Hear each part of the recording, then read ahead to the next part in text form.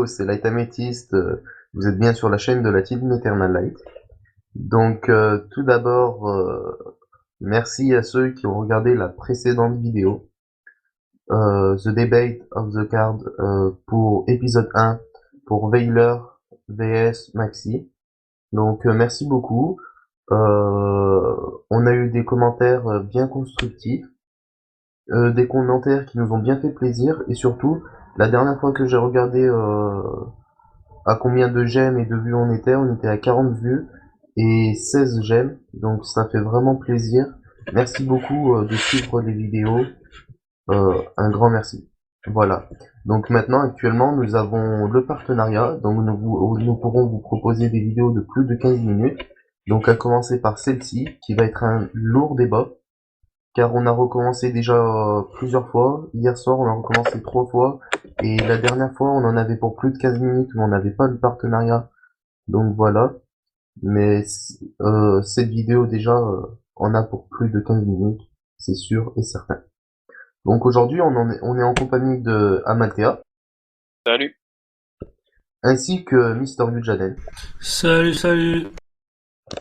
Donc on va parler, aujourd'hui ça va être The Debate of the Card, épisode 2, Card Cardi. C'est une lourde carte.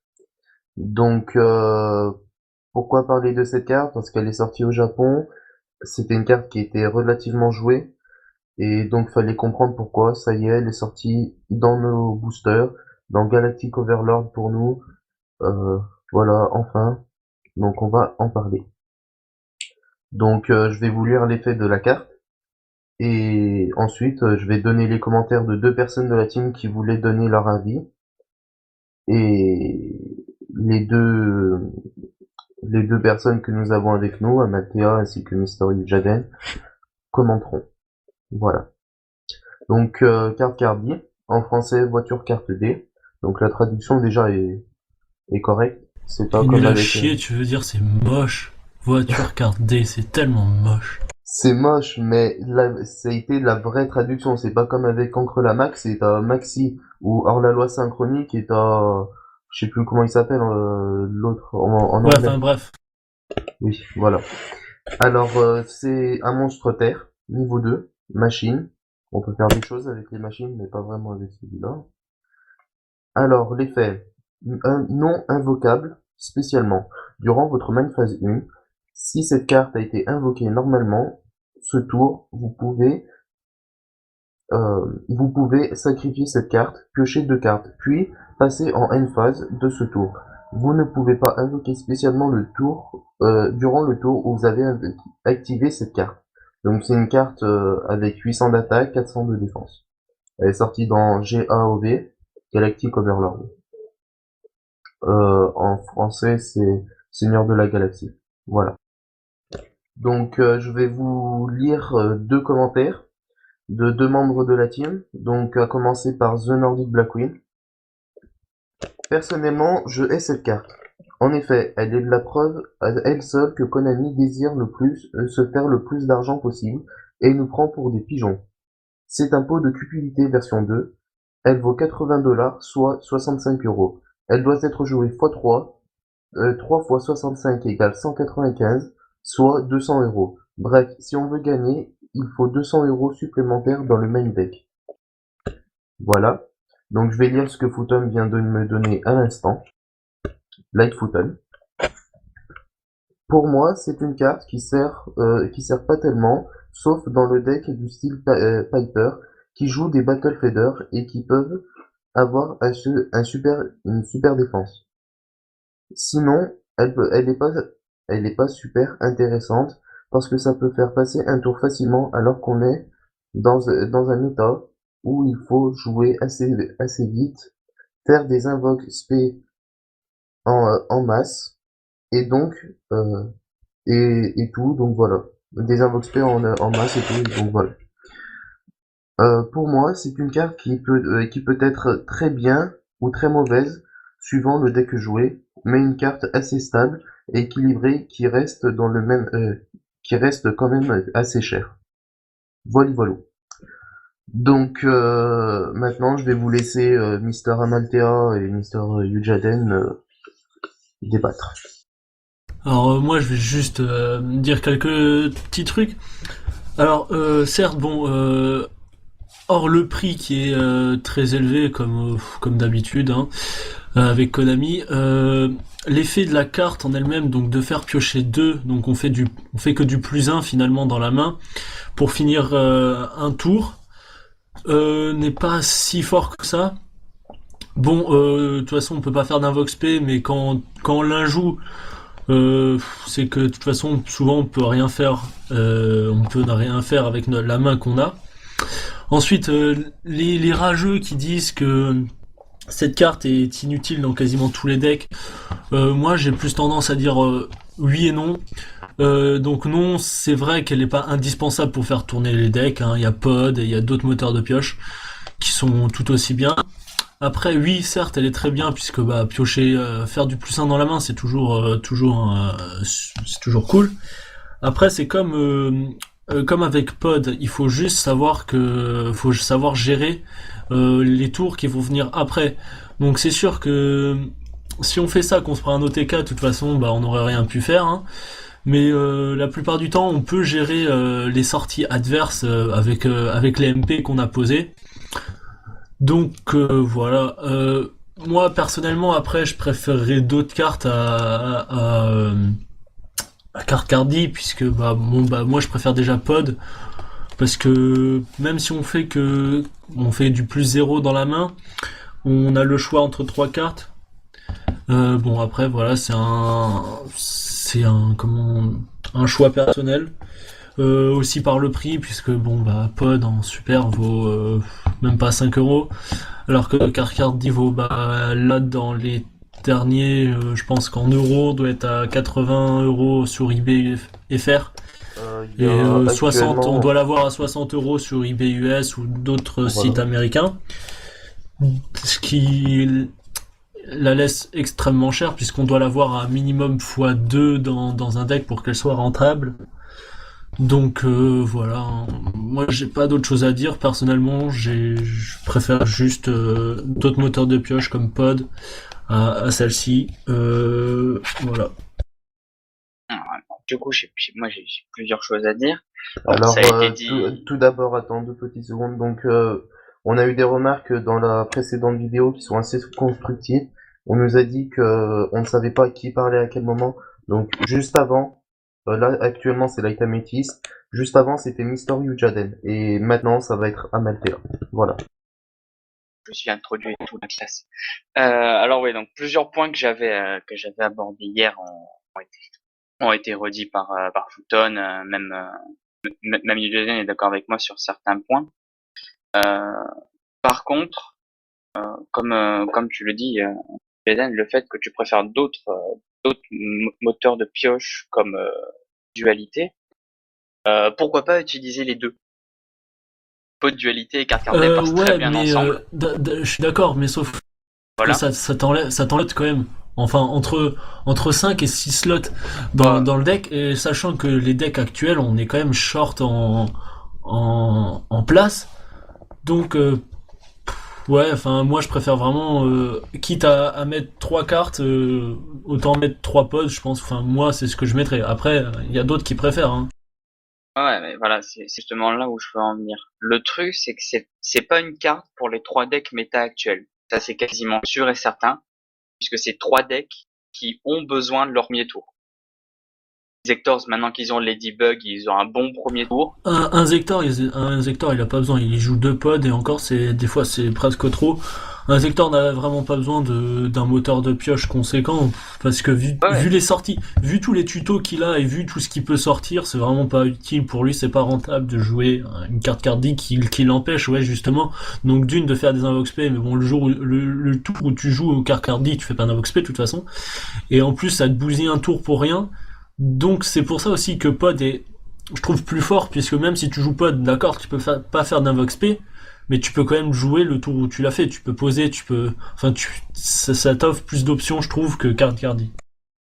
ouais, bien sûr, le pod, bah, comme dans les decks héros qui peut jouer pod 3 tranquille, tu sors ton petit Talus ton Stratos, tu fais juste ta recherche où tu as ton Bistic à 1900 sur le terrain, Ouais, voilà, tu c'est peux ça. utiliser ton pote, t'es tranquille, tu sais tes cartes et tes peinards pour un premier tour, parce que Oui, c'est ça, parce que tu peux pas aggro ouais. au premier tour. Ouais, mais la carte cardée, t'as dit tout à l'heure qu'elle était jouée uniquement si on n'avait rien en main. C'est là que je veux revenir là-dessus, c'est que c'est une carte qui est pas jouée dans les 3 gros decks méta actuels, mais c'est une carte qui peut aider plein de decks. Tous les decks qui peuvent stall, qui jouent des Battle Fader, des Trago, etc. C'est une carte qui est très Ouais, bien mais là-dedans. honnêtement, des cartes, enfin des decks plutôt qui jouent Battle Fader à 3 ou des Trago, etc. T'en connais beaucoup en méta? Moi, à Piper! part Piper, enfin franchement, on va dire qu'on retourne toujours sur Piper, mais là franchement, à part Piper qui est un peu dans le méta, mais pas vraiment, il y a vraiment que lui qui joue trois Fader et tout le tralala pour se protéger. Honnêtement, enfin voilà. Qui joue Battle Fader, il y a aussi Frog Monarch, Ouais, qui joue des Battle Frog Fader. Monarch, tu m'aurais dit ça il y a 1 an et demi ou 2 ans. Ok, il était dans le méta, mais Frog Monarch, c'est plus dans le méta. Ça s'est dépassé Ouais, depuis trop longtemps. mais ce que je te dis, c'est qu'il n'y a pas que les decks méta auxquels il faut Non, faire mais gaffe je pour suis une carte. d'accord. Je suis d'accord, mais sauf qu'une carte qui coûte 80 $, je vais pas l'acheter pour la mettre dans un deck fun. Moi, je vais l'acheter, ou je vais essayer d'en avoir, c'est pour le mettre dans mon deck tournoi. Enfin, je pense pas qu'il y ait beaucoup de personnes, à part vraiment des grands dingues du cerveau ou des collectionneurs ou je ne sais quoi, qui seraient prêts à mettre 80 € fois 3, enfin 80 $ fois 3 pour un deck fun. Oui, mais c'est comme on le disait tout à l'heure, vu le peu de decks à quel est adressée cette carte, le prix va redescendre, hein, de toute façon, ça va aller vite, hein. Elle Il y a, était, il y a, elle, mais il y elle, a, elle, ouais, est- elle vas-y. était à plus de 115 $ le jour de la sortie, elle est déjà tombée à 80 et elle va encore tomber Ah, mais à coup dans un sûr mois, niveau prix. enfin avant, tu verras qu'après on va voir qu'après les CDE et tout le Quantip qui qualifie pour championnat du monde, après ça, ils verront que c'est pas vraiment une carte qui est un staple, vraiment staple. Et elle va redescendre, je pense qu'elle va coûter 60 $ maximum, parce que ça reste une bonne carte, certes, bon, c'est une bonne carte, mais c'est pas the carte, c'est pas la carte qu'on attendait, franchement, voilà. Non, mais justement, comme tu dis, c'est pas la carte qu'on attendait, Dieu. Parce que si c'était une carte, tout le monde allait jouer comme c'est Et plus voilà, ou mais moins le c'est cas sûr de que c'est Tourguide pas un tour actuellement, guide, ça c'est pas un l'aurait tour pas fait, guide. quoi. Ouais, ça aurait été une carte aussi forte, enfin, voilà, avec le potentiel de tour guide. Bon, moi personnellement, je pense que j'aurais arrêté Yu-Gi-Oh là, parce qu'une autre carte à 130 €, Bah voilà.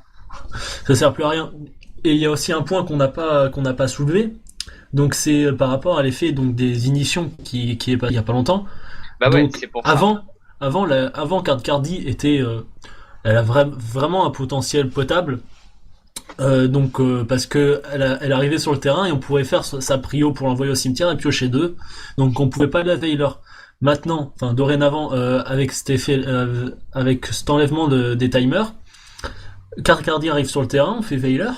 Le mec se retrouve comme un con parce que donc l'effet de carte dit très bien que tu peux activer la carte que le tour où elle a été invoquée normalement. Or, tour d'après, tu peux plus l'activer. Tu te prends l'effet Gveler, tu peux pas l'activer. Tu te retrouves avec un monstre avec 800 d'attaque sur le terrain. Et le mec, derrière, il t'enchaîne parce que toi, t'as rien pu faire. Bah, C'est comme avec le c'est Veiler, l'après. c'est comme avec le Rabbit en fait. Le Rabbit c'est la même chose et ça fait qu'en fait tu te retrouves avec une carte qui a aucune puissance d'attaque. Et là, c'est ça qui est dommage en fait maintenant avec Yu-Gi-Oh un peu, c'est que maintenant tu vois plus vraiment de puissance. Ça se joue tout avec des petits monstres. Oui, Rabbit, enfin, Carcardi, enfin voilà. je suis d'accord, mais Rabbit est pas vraiment. Enfin, Rabbit est certes touché avec le Veiler, enfin avec les ignitions, mais il est pas non plus détruit. Il faut arrêter. Hein, Oui. bon. Enfin bref, on n'est pas là pour parler de Veiler, on est là pour parler de Card Cardi. Enfin vraiment, enfin s'il faut conclure, enfin on va pas conclure tout de suite, puisque je suis prêt à mater vraiment Oui. encore des choses à dire. Bah, surtout Euh, sur mon deck, entre oui guillemets. aussi. Euh, Franchement, Pod, je trouve vraiment Pod beaucoup plus rentable niveau prix déjà, rien que niveau prix. Enfin, l'écart est tellement abusé que Pod en devient que plus fort, je trouve. Et aussi niveau possibilité, même si on peut pas invoque P avec Pod, voilà, enfin avec Carcardi non plus, mais Carcardi finit le tour alors que Pod te laisse continuer tes options, ce qui la rend vraiment fort. Après, le seul deck pour l'instant dans lequel j'ai vu jouer Carcardi à 3, la plupart du temps, c'est le Hieratic, donc qui a besoin d'une très grosse somme Ouais. de pioche pour mettre l'OTK, parce que lui il s'en fiche de prendre 4000 de dégâts, il en a rien à faire. Le Hieratic, c'est que s'il te place le combo et que tu bloques pas, il te met l'OTK, et pour lui, voilà, il a perdu 4000 points, il fait cool story quoi. J'allais venir justement sur l'hiératique, c'est que comme on disait, carte cardée, bon, j'ai envie de dire, c'est quasiment une carte pour un premier second tour. C'est ou limite en fin de game, mais ça, c'est surtout une carte que tu peux utiliser au début. Et justement, Mais carte Cardi, c'est tout à le fait une carte que tu hiératique, es obligé de jouer au début, hein. C'est du premier ou deuxième tour. Après, c'est plus rentable parce que ton adversaire a posé le terrain. Donc, c'est absolument pas rentable. C'est pour ça que la plupart, ils le jouent qu'à deux, hein. ouais, mais après, voilà, justement, le truc que je disais sur 4 Cardi sur le premier tour, c'est qu'hiératique, euh, jouer en premier avec hiératique, c'est peut-être la chose que t'as pas envie de faire. Parce que si tu joues en premier, soit t'as le combo, mais tu peux pas attaquer, donc ça sert à rien d'y aller, parce que le mec en face, il Et après, le suffit mec en face, il te qu'il ait fait un trou trou noir noir et et il tout, te et nique. voilà, tu t'as perdu, hein, limite. T'as limite perdu parce que tu peux pas repiocher tout un combo parce qu'il faut pas mal de cartes. Je suis Et complètement d'accord. J'en ai ressenti les conséquences très fortement. Voilà. ah ouais, non, c'est pour ça que l'hiératique peut tourner carte caddie. Mais oui, voilà, c'est que l'hiératique a besoin de pas mal de cartes en main pour pouvoir vraiment OTK à coup sûr et pas faire gaffe au backrow de l'adversaire. C'est justement pour ça qu'ils peuvent jouer carte cardie. Tu disais aussi alors le Veiler, c'est pour ça que je parlais du Frog Monarch. Bon, certes, voilà, il top pas forcément, mais c'est un deck qui peut vraiment se mettre de le tourner parce que même si jamais il est Veiler, c'est un deck qui peut l'utiliser pour faire un gachi à la limite. Donc c'est pas une qui est vraiment perdue quand tu l'as Veiler. C'est vrai. Après, je pense ce qui va faire que la carte Kirby va pas baisser totalement en cote et que, comme Mister Yujaden a dit, qu'elle va descendre à 60 $, grand maximum, ça serait plus le Yarati qui va faire qu'elle va devenir stable au niveau prix. Ouais, mais franchement, je le teste le hiératique actuellement sur Dueling Network, justement pour cette carte cardée. Euh, c'est vraiment pas une obligation. C'est vraiment pas une obligation parce que là actuellement je la joue sans. Tu vois réellement la différence parce que tu en mets trois, d'accord, mais si tu la pioches pas, c'est comme si elle était pas dans ton deck, quoi. Si tu commences pas avec ton carte cardie au premier tour, c'est comme si la carte tu la jouais pas. Ouais. C'est vraiment pour ceux Ouais, qui c'est veulent tout à fait vraiment ça, y hein. aller à fond, quoi. Et c'est Et surtout que, par exemple, c'est vraiment une carte qui est vraiment utile sur donc Hieratic. Là, je parle vraiment Hieratic, qui est vraiment utile que le premier tour, donc enfin tour zéro. C'est-à-dire que si on gagne au dé. Or, si on gagne pas au dé, qu'on a même que la moitié du combo, avec Hieratic, ça suffit. Et le ouais, mec, on lui en met déjà cher dans la gueule. Donc, franchement, dans le méta actuel, c'est vraiment pas utile. Enfin, ça peut être utile, mais c'est pas vraiment la carte cheatée que ont pu connaître donc l'OCG enfin voilà quoi. ouais, bah c'est sûr parce que l'OCG s'y prêtait. Les decks sont beaucoup plus lents là-bas, donc c'est sûr que carte cardée passe tranquillement parce qu'il n'y a pas la même vitesse dans les decks qu'ici où la moitié des decks peuvent OTK actuellement. Euh, Oui, c'est vrai. donc voilà, Quand tu regardes, il y a juste une grosse différence entre les deux. Nous, on a des TCG exclusifs et donc on a eu par exemple le Tour Guide. Et quand tu regardes Tour Guide ici et sans Tour Guide là-bas, il y a une nette différence entre les deux. Donc c'est peut-être pour ça aussi que c'est pour ça qu'ils ont beaucoup et qu'ils jouent très fortement le carte cardi là-bas. ouais, parce qu'ils peuvent se le permettre parce que les decks sont plus lents en général. Euh, Oui, c'est principalement pour ça qu'il la joue. Hein. Si les decks étaient aussi lents ici, je pense que la carte serait vraiment jouée. Mais ouais, moi je trouve ça bien en fait que cette carte ne soit pas dans tous les decks. C'est un peu comme t'as dit Orc. Tout le monde l'attendait. Ils ont fait ah c'est va être de la même trempe que le Tourbus et le Tourguide. Cette carte ça va être n'importe quoi. Et ils ont été bien C'est déçus les juste de la grosse personnes merde. quand ils l'ont vu. Ouais, c'est Enfin, là, tu compares quand même Tardy à Tardy Orc. C'est pas vraiment comparable parce que non mais Tardy Orc, tu le verras, je pense, jamais ah jouer non, dans non, un tu deck. le verras jamais. Mais ce que je veux dire, c'est que c'est la différence qu'il y a entre Order of Chaos et Galactic Overlord. C'est que dans Order of Chaos, quand, quand le tour guide est sorti, le tourbus et tout, enfin, ça a marché de suite. Bon, le tourbus, il y a eu le changement des règles. Du coup, il a plus été joué, Enfin, Tourbus n'a vraiment. pas, Mais à part dans Wind Up, Tourbus n'a pas vraiment été joué, hein. bah, en fait, quand il y avait encore la règle sur les matériels, quand ils étaient envoyés, ils avaient leurs effets. Le tourbus était pas même dans plus ou moins tous les decks qui jouaient tour guide, hein, puisque tu Enfin, pouvais ramener là, une là, tu carte. parles, là, si tu me parles d'une règle qui a jamais existé et qui a été appliquée cet été Ouais. pendant un mois. Donc, je crois pas que Tourbus était déjà sorti à l'époque. Si. La règle en TCG a été modifiée peu après tourbus. Ah, je t'assure que non. Un mois après la sortie Bah des déjà, X6, elle déjà n'existait c'était plus. pour Sangan, principalement ça a été fait par Ouais, rapport à Ouais, Sangan. c'était pour Sangan à pour la Sangan base, et parce tout. que c'était celle qui marchait Oui. avec. Parce qu'il y a, on faisait Tourguide, Sangan, Ah ouais. Léviathan, effet Léviathan, on envoyait Sangan au cimetière, on allait chercher. Donc ça, c'était vraiment cheaté. On allait Et chercher et tout, oui. C'est bon, ce que à je veux peine dire, ça un marchait mois, sur tourbus aussi. Oh ouais, oui, non, non, mais à peine un mois c'est après la passé tout de sortie suite, des hein. X6, après à peine un mois après la sortie des X6, Konami a dit non, hein, c'était un vieux fake d'un mec qui avait inventé ça et que tout le monde avait cru, c'est tout. Ouais, C'est mais ce que surtout je veux parce dire, qu'ils c'est ont que vu que c'était complètement craqué. bah, bien sûr, C'est c'est là c'est que la surtout carte ça. a perdu son utilité. Mais ce que je veux dire, c'est quand il y avait pas de précision en fait dans les règles. C'est pour ça que il y avait un espèce de doute. Oui et non, Voilà. normalement c'était envoyer du terrain au cimetière, or quand Ah ouais. un X6 matériel ne fait plus partie du terrain. Ouais, ben voilà. Mais ce que je veux dire, Enfin bref, là on c'était s'égare. pas marqué. Ouais, non, voilà, c'était juste pour parler de ce truc que Konami cherche à faire des cartes pour que tout le monde y joue.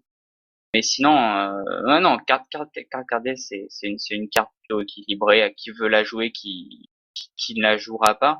Oui voilà, Et c'est plus une carte de bonne humeur, ce que j'ai envie d'appeler. C'est que c'est chacun va décider s'il va la jouer ou pas, chacun va décider s'il lui est vraiment utile, parce que c'est pas une carte indispensable. Ça peut être fort, comme ça ne peut être pas fort en faisant des Mais grosses mains mortes. Parce il y que a aussi le fait quand tu que top deck une carte Cardi alors que t'avais besoin d'autre chose, tu l'as. ouais, tu Ça te peux fait un là, peu ouais. mal, quoi. oui, Ouais. mais il y a aussi l'accessibilité, faut savoir. Parce que quand tu regardes l'accessibilité, c'est une secrète. Une secrète, tu regardes, actuellement je suis assez vraiment YouTube et je regarde et tu vois beaucoup de gens qui achètent deux ou trois displays exprès pour la carte Cardi. Tu regardes, mais c'est un peu trop lolol, j'ai envie de dire. Dépenser Non, plein de sous, je suis d'accord, mais si tu, mais personnellement, j'ai regardé énormément de vidéos d'ouverture de Galactic Overlord et on va dire que sur 100 boîtes que j'ai dû voir, il y a environ 70 où ils ont sorti carte Cardi. mais Ah ouais, c'est quand même elles assez tombent plus ou moins aléatoire bien. pour eux. Mais c'est assez aléatoire quand même. Mais aussi, ce que je veux dire, c'est que peut-être que les Japonais, ils la jouent beaucoup par rapport à la rapidité, c'est vrai, mais ça peut être aussi par rapport à leur disponibilité. C'est-à-dire que, par exemple, je Oui, te prends un elle coûte exemple tout rien con. là-bas, elle coûte l'équivalent de 10 euros. Voilà, quand tu regardes juste un truc, par exemple, c'est pas très comparable, mais voilà, quand tu regardes la X6 hiératique niveau 8, au Japon, elle est en ultra ultimate, ici, elle est en secrète. Tu regardes des petits trucs comme ça qui On font est que en TCG, l'accessibilité, oui, voilà. Mais c'est ça, tu regardes l'accessibilité, c'est peut-être aussi ça qui fait la différence. Mais il faut entre pas les regarder deux. l'accessibilité en OCG. Eux, ils ont Zyminus en gold, nous on l'a en secrète. Eux, ils ont C-Max en commune, nous Oui, on l'a en secrète. Eux, ils ont voilà. Veiler en commune, nous on l'a en... Bah, là encore ça On l'a va. en tout, on l'a en tout. Ouais, enfin Veiler c'est un mauvais exemple. Enfin, toutes les cartes qui sont fortes en TCG et en OCG, en OCG sont de rareté rare ou des trucs comme ça, donc c'est pas comparable du tout. Bon, c'est un peu Oui. normal puisque le format TCG, il prend plus en compte aussi la collection que le OCG. C'est pour ça Non, c'est juste que les que les OCG, cartes un ils ont peu moins de plus thunes que les jouées. TCG, et donc Konami a décidé de nous plumer à nous, parce que nous, on est des Européens ou des On a du fric. Nord-Américains qui avons beaucoup de fric, et que les OCG, bon, bah, c'est des pauvres petits Chinois qui gagnent 1 euro par an. Donc, bah, pour acheter des cartes, c'est un peu short. Donc voilà. C'est juste pour ça, hein. Non, non, mais vraiment, c'est vraiment que pour ça. La plupart des Mais raretés, aussi, en même bah, temps, c'est vraiment ça, hein. C'est vraiment que mais nous, en même temps, en Yugi, étant à la Européens et base, tout, on a beaucoup de thunes, hein. Et eux, non. c'est vrai, mais aussi, à la base, Yugi, c'est nippon. C'est-à-dire, c'est asiatique, Yugi, à la base.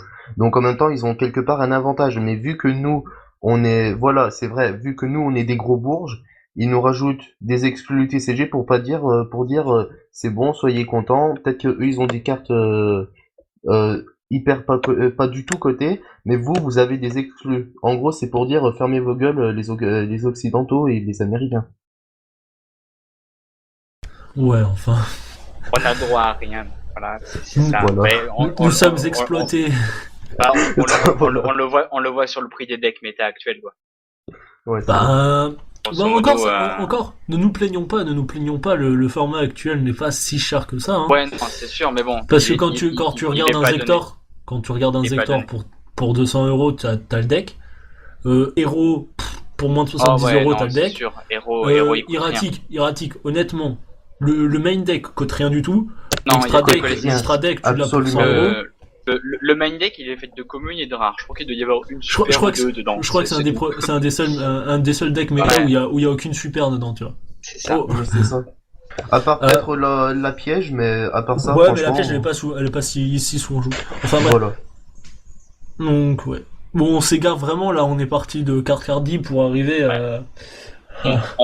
Bah, on parle du metagame actuel, mais Donc Non, voilà, mais le bon metagame bah, actuel n'est vraiment pas cher, hein, par rapport à ce qu'on a connu il y a oui, bien sûr. quelques mois, où Rabbit gagnait tout, et donc Rabbit cotait environ 800 euros le deck. Voilà, c'était pas pareil, hein.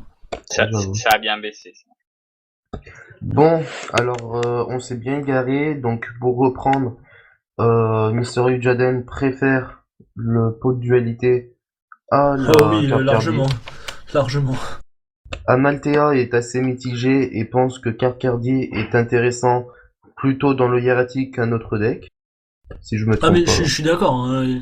Ah ouais, Carcardi est bah, totalement... Enfin, je trouve que vraiment dans, Carcardi est intéressante que dans le hiératique, quasiment, ouais, hein. c'est sûr qu'actuellement, dans les gros decks, entre guillemets, ouais, c'est le seul deck qui peut se permettre de la jouer sans faire de concession. Voilà, bon, nous allons conclure cette vidéo, nous sommes à 29 minutes, presque 29 minutes, donc voilà. Prochaine vidéo, nous devrions faire encore The Debate of the Card, épisode 3, Warning vs Bottom, normalement. Voilà, C'est Warning qui gagne! on verra bien. Donc voilà, merci d'avoir suivi cette vidéo. Des commentaires constructifs sont toujours les bienvenus. Et merci à tous. À bientôt. À plus.